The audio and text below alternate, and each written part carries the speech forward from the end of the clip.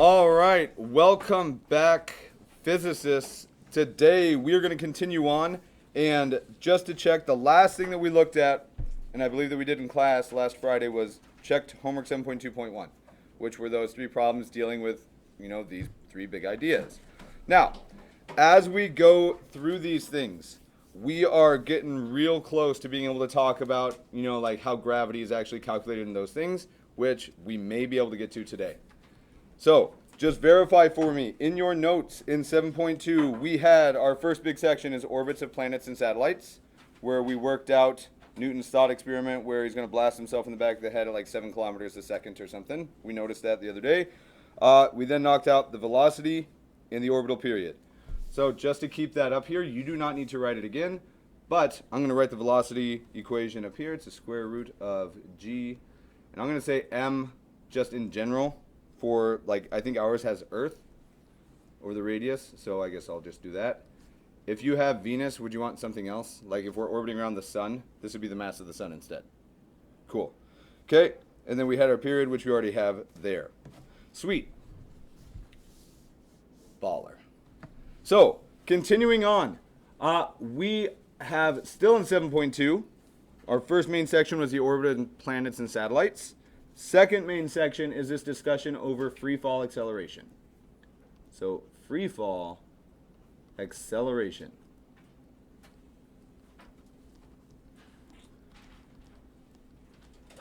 Now, if you're in free fall, we spoke about this, I'm pretty sure, but I could be overlapping with my physical science class.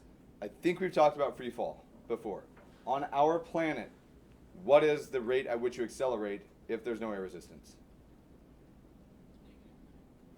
Negative 9.8 meters per second squared, right? Or newtons per kilogram if you would rather. The important part about this idea when we're talking about free fall, we don't account for air resistance. It's just falling with no net force other than gravity acting on it. So, I went back and forth as to whether or not we wanted to go crazy on how we worked some of these things out. I don't think we need to do the big fancy derivation, unless you guys just really want to do some fancy algebra this morning. Riley wants to, Abigail wants to, Angel wants to, Fern wants to. All right, here's the deal. We're going to say, hey, a bunch of this happens, and I think it's worth working out, but we're going to kind of take a shortcut through it, just so you guys know. I'm going to leave a lot out because the derivation isn't our main point. Now, if we think about the forces acting on an object, we know that Newton's second law tells us that, hey, the force acting on an object can be found by taking what times what. And I'm going to go ahead and thank you, sir. I'm going to start off with Newton's second law. And it says the force of an object or acting on an object is what?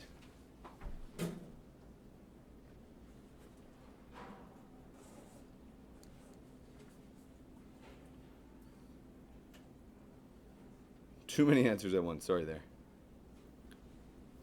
Talk it out. I'm going to call on somebody random. How do you find force according to Newton's second law? Hey, I heard it already. It's mass times acceleration. Cool. Nothing too crazy going on there, right? Now, when we think about free fall, what's the real agent causing that force? It's gravity. So, luckily, Newton didn't stop there, and he worked out his n log, or Newton's law of universal gravitation, which also tells me that, hey, the force that's caused by gravity can be found by, and I see it up here, it's a gravitational constant times, and then here we have to be a little bit careful. If we're looking on Earth, I'm going to say, hey, it's the mass of the Earth and the mass of the object, all divided by the square of the distance between them. Okay. If we have true free fall acceleration, we should see that the force acting on an object and the force of gravity are the same, right? Like, they better be the same if that's what's causing me to accelerate. If it's gravity, I can set this equal to this. Now, if we do that and do a bunch of fancy rearranging, we come to the following conclusion. I'm going to say that, hey, from here, lots of algebra. And it's really not like a crazy amount, but it's probably more than we need. You take a lot of algebra, And here's what we find. The acceleration of an object. We know that typically we call it 9.8, and we just kind of deal with that, right? If we look at the top of Mount Everest and compare it to acceleration here, are they the same?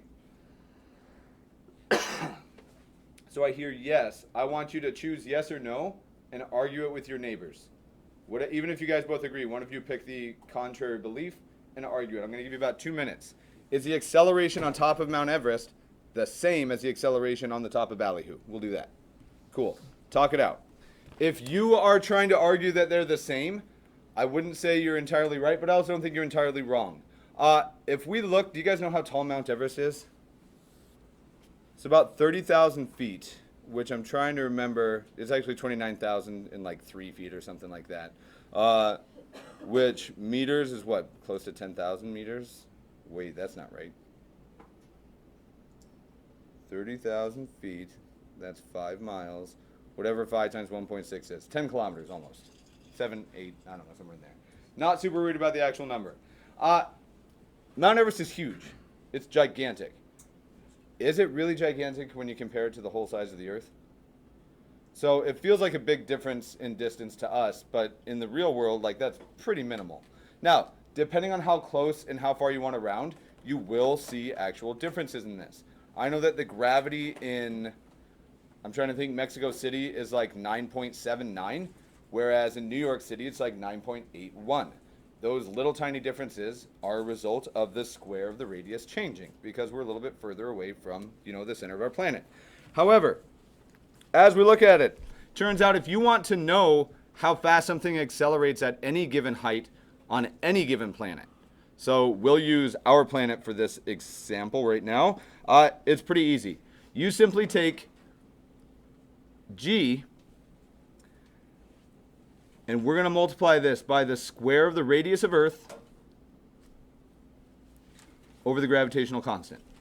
Now, for this, we can find the acceleration on Earth specifically because what is the standard g value that we're going to use for Earth, for our lowercase g?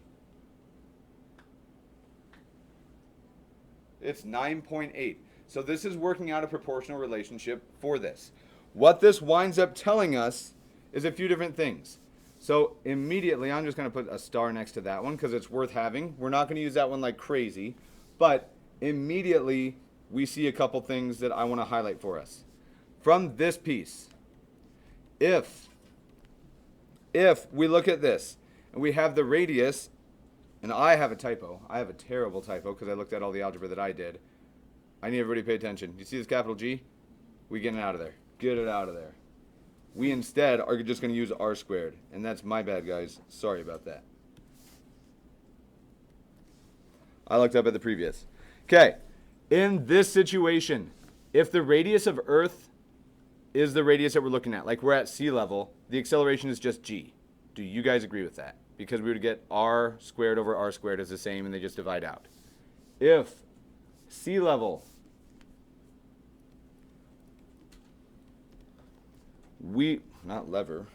sea level, A is exactly equal to G on our planet. Like, that's convenient. Now, are there things in our world and in our society that we care about that maybe aren't on the surface of our planet? If you're driving around in a big city, what's going to help you? Like, how do you know where to go in a big city? You might use a map, like a physical map in front of you, possibly. More likely, though, especially today, you're going to use what? You're going to use Google, right? Like, and you're going to look at Google Maps or Apple Maps or whatever one you use. And what you're going to see is that is not just basing it off of a map, right? Like, there are satellites up in space that dictate and decide where you are in comparison with everything else, which means we need a way to be able to calculate how fast do things move, because not our main focus, but time changes as well, depending on how far and how close to gravity you are. So you have to account for all those things. In just a little fun fact for this, we have some people that are kind of far up above us, right? Like 200 kilometers above us, just kind of swinging around the Earth like crazy. They're on the space station right now. So as we look at this, just as a quick example, on the International Space Station, which I lied, it's 400 kilometers is where our International Space Station lives. Acceleration due to gravity is not 9.8. They're a bit higher than us, not a crazy amount, but it's 8.7. So we see that, hey, just going up 400 kilometers does have a change. Now, remember, gravity is always present no matter where you are in the universe. All you're feeling is if you happen to be falling around the right curvature, you just never come down to the ground. Okay, cool with free fall acceleration. All right. Any questions regarding free fall acceleration stuff? Should we do a quick problem with free fall acceleration? Sweet. So let's check it out. What do we want to orbit? We'll just make up a short one. I didn't have one in mind, but that's okay. Example, find, and if I use a sub g for acceleration due to gravity, everybody cool with that? On a satellite, how high should we make it? 400 kilometers isn't very high. I like it. 5,000. Above Earth.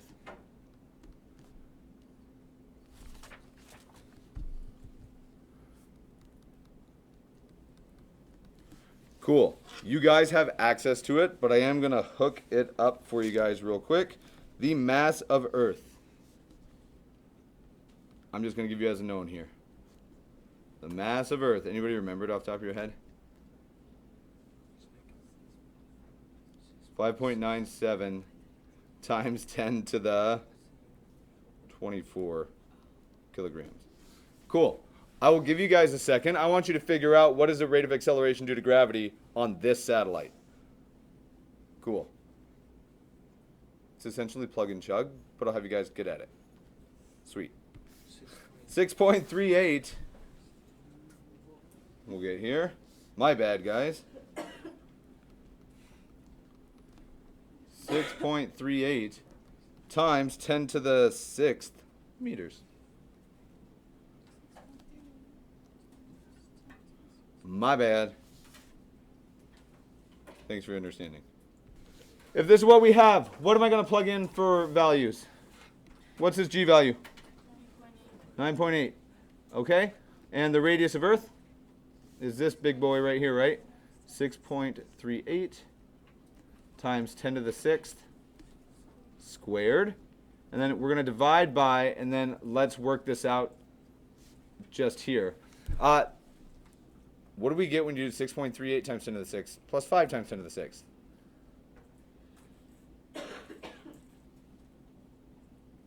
bet it's 11.38 times 10 to the 6th is my guess, but that's not correct scientific notation.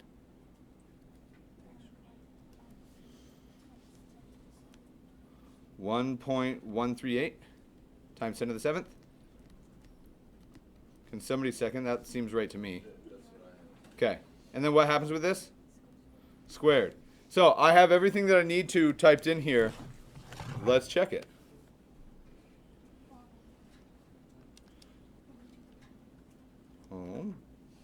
Let's see, 9.8.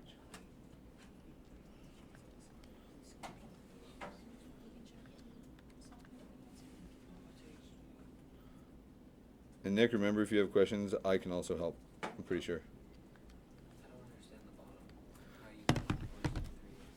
So when we're looking at it, if a picture will help, here's Earth, and here's the radius of Earth, right? Okay, my satellite's all the way out here, and I've only given you this distance.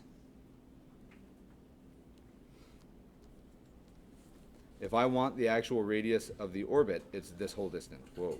It's this whole distance right here. And then to get that whole distance, what do you need to add?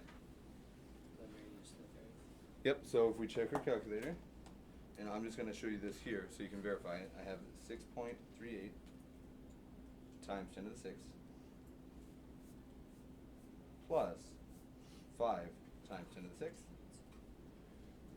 And I get this huge number, which if I go in scientific notation, notice it'd be 1.138 because I put my decimal right here. And then 1, 2, 3,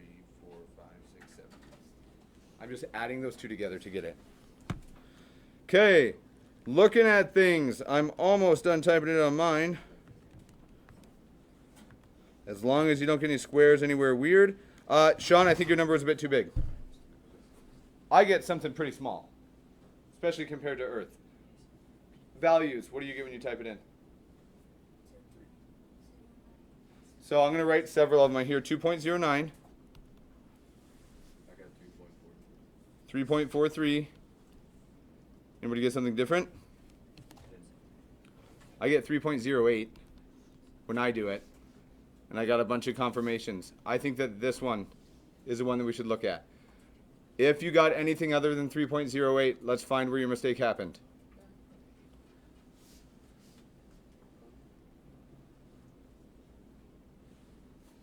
.08. Cool. The squares are an easy place. Sean, I'm pretty confident that in yours is probably the square that happened funny.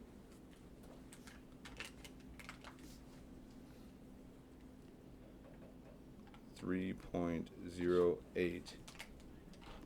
Okay. Looking at this, that means theoretically, if this thing just all of a sudden it stopped moving, which means it no longer had any centripetal acceleration, it's going to start doing what? Like if we had a satellite up above that stopped moving horizontally and it just stopped, what happens? It crashes back down to the ground, right? Like there's a reason that if you've ever watched a space shuttle launch, do they launch straight up? I mean, they do at first, but what do they do as they rise? They tilt to make sure that they get the same direction as the Earth. We see the same thing would have to happen here. Now, last little comment I'm going to make today, and then we'll do the gravitational field tomorrow.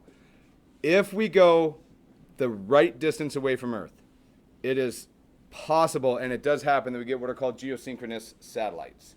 There happens to be a sweet spot where the distance at which we orbit, the speed that you need, matches exactly the speed of the Earth, so that we have a satellite that's orbiting and always above the exact same location. If I wanted to constantly spy on an enemy country via a satellite, I could launch a satellite into geosynchronous orbit and just park it right above whatever country it is I'm trying to spy on, then use fancy cameras to look straight down all the time monitoring, not having to wait that 90 minutes to be able to see what's happening again, always above it. Okay, now for this, I'm good to pause here for today. There's no additional homework in here. I am going to start the section for tomorrow where we're going to be talking about the gravitational field. Okay, we have like 10 minutes right now. I meant to give you more time than that, but we'll go ahead and use 10 minutes, start getting ideas together. By tomorrow, it would be awesome if each group could tell me if you're going to use the Canva to do your thing, if you want a physical printout to just write on it and such. In either situation, your book or the NASA website will be fantastic. All the radii of the planets and the mass of the planets can be found on table 1 on page 180. You get the average radius, the mass, and the average distance from the sun. Cool. 10 minutes, start getting your research kind of organized and set up, and I'll be around to check in on stuff.